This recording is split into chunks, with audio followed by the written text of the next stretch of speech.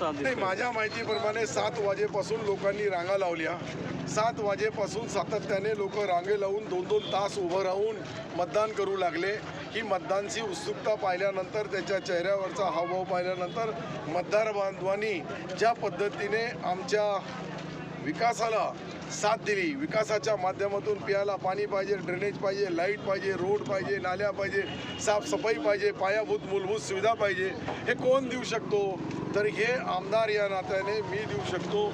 माझे नेते आदरणीय एकनाथरावजी शिंदे साहेब यांच्या माध्यमातून नगरविकास मंत्री असल्या कारणाने सर्व योगदान त्यांचा राहील आणि या योगदानाचा फायदा या सिल्लोड शहराच्या विकासासाठी होणार आहे.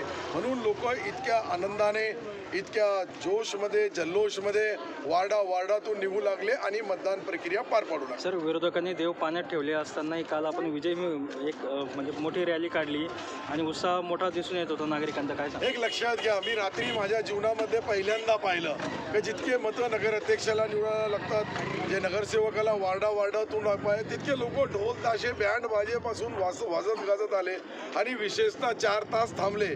थंडी असून बी महिला भगिनीची लक्षणीय उपस्थिती होती. हे पाहिल्यानंतर निश्चित तुम्हाला आज मी सांगतो की ही काळ्या दगडावरची पांढरी रेस 28+1 आणि यासाठी तो मी मतदान करून आलो. थँक्यू, धन्यवाद.